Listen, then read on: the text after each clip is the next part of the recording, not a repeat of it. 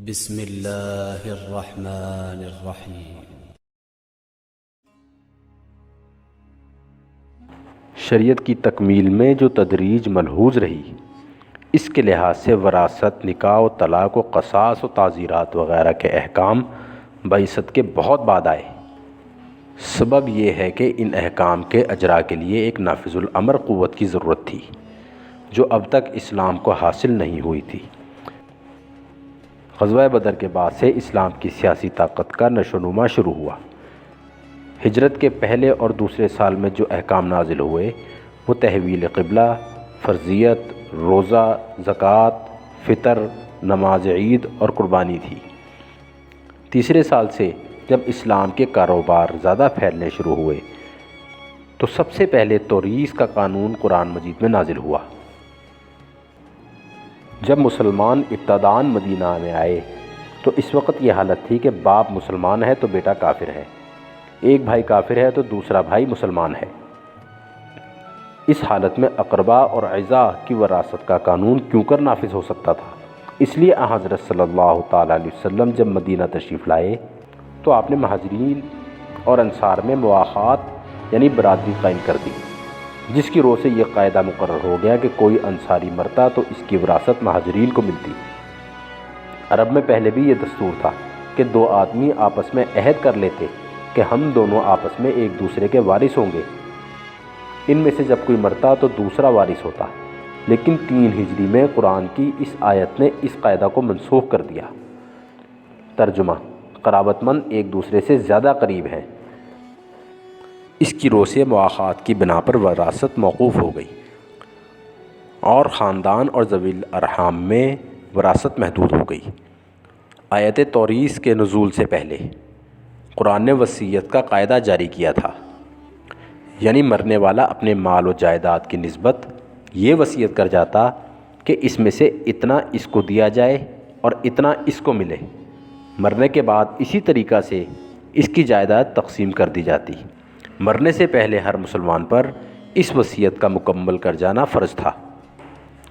ترجمہ: مسلمانوں تم کو حکم دیا جاتا ہے کہ جب تم میں سے کسی کو موت آنے لگے اور وہ کچھ مال چھوڑنے والا ہو اور ماں باپ اور رشتہ داروں کے لیے بطریق مناسب وصیت کر جائے۔ متقی لوگوں پر یہ فرض ہے۔ جو لوگ حالت مسافرت میں مر جاتے ان کے لیے گواہی اور شہادت کا قانون قرآن میں مقرر کیا گیا۔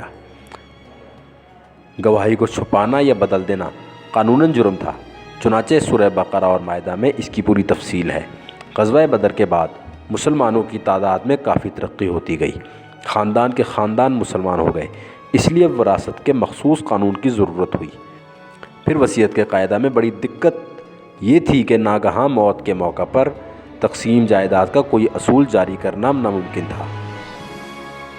مثلاً جہاد میں سینکڑوں مسلمان شریک ہوئے، اب کس کو معلوم ہے کہ کس کو شہادت ہوگی؟ اس حالت میں وصیت نہ کر جانے سے رشتہ داروں میں جس کا قابو چل جاتا وہ جائیداد پر قبضہ کر لیتا۔ چنانچہ غزوہ احد میں یہی موقع پیش آیا۔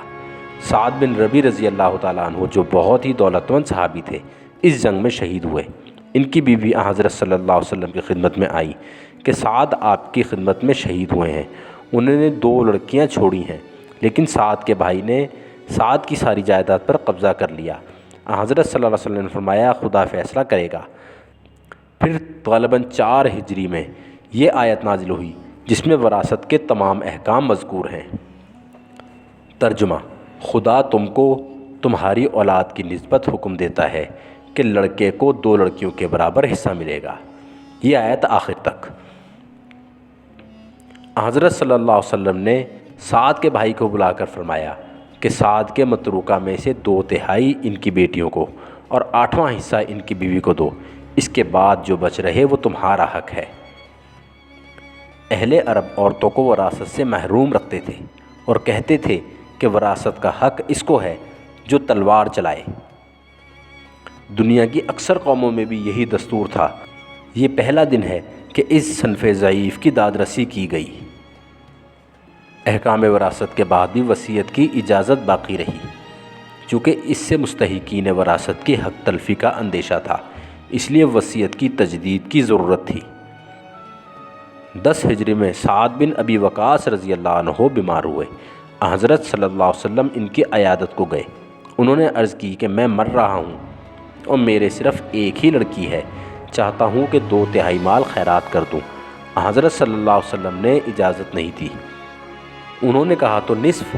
آپ نے اس کو بھی قبول نہیں کیا۔ انہوں نے کہا کہ 1/3۔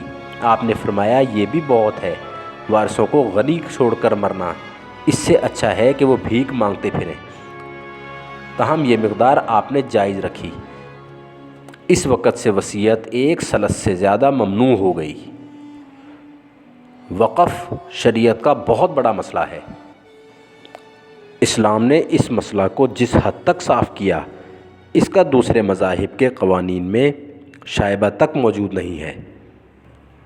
اسی بنا پر شاہ ولی اللہ صاحب نے حجت اللہ مبالغہ میں دعویٰ کیا ہے کہ اسلام طریقہ وقف کا موجد ہے۔ اسلام میں وقف کی تاریخ نہایت قدیم ہے۔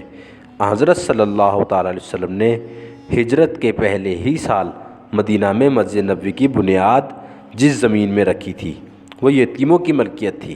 آپ صلی اللہ علیہ وسلم نے قیمت دینی چاہی، لیکن انہوں نے کہا، ترجمہ: نہیں، ہم خدا کی قسم قیمت نہ لیں گے، ہم اس کی قیمت خدا سے ہی لیں گے۔ یہ اسلام کا پہلا وقف تھا اور نہایت سادہ صورت میں تھا۔ چنانچہ امام بخاری اس حدیث کو وقف مشاع یعنی مشترکہ جائیداد کا وقف کے ثبوت میں لائے ہیں۔ اس کے بعد 4 یا 5 ہجری میں جب یہ آیت نازل ہوئی۔ ترجمہ: تم نیکی اس وقت تک نہیں پا سکتے جب تک خدا کی راہ میں نہ دے دو جو تم کو سب سے زیادہ محبوب ہے۔ تو ابو طلحہ رضی اللہ تعالیٰ عنہ صحابی حضرت صلی اللہ علیہ وسلم کی خدمت میں آئے اور عرض کی، یا رسول اللہ صلی اللہ علیہ وسلم، بیرہا مجھ کو سب سے زیادہ محبوب ہے، میں اس کو خدا کی راہ میں صدقہ کرتا ہوں اور اس کا ثواب اور اجر خدا سے چاہتا ہوں۔ آپ جس مصرف میں چاہیں اس کو رکھیں۔ چنانچہ آپ صلی اللہ علیہ وسلم کے مشورہ سے انہوں نے اس کا منافع اپنے اعضاء پر وقف کیا۔ اب تک وقف کے لیے جو الفاظ استعمال ہوئے تھے وہ صرف یہ تھے کہ وہ ذاتی تصرف سے نکال کر خدا کی ملکیت میں دیا گیا، لیکن 7 ہجری میں غزوہ خیبر کے بعد اس کی حقیقت بالکل واضح کر دی گئی۔ خیبر میں حضرت عمر رضی اللہ تعالیٰ عنہ کو ایک زمین ملی تھی۔ حضرت عمر رضی اللہ تعالیٰ عنہ نے اس کو وقف کرنا چاہا۔ حضرت صلی اللہ علیہ وسلم کی خدمت میں حاضر ہوئے۔ آپ صلی اللہ تعالیٰ علیہ وسلم نے فرمایا، ترجمہ: اگر چاہو اصل جائیداد باقی رکھو اور منافع صدقہ کرو۔ چنانچہ ان شرائط کے ساتھ وہ جائیداد وقف ہوئی۔ اصل جائیداد نہ بیچی جائے، نہ ہبہ کی جائے اور نہ وراثت میں بانٹی جائے۔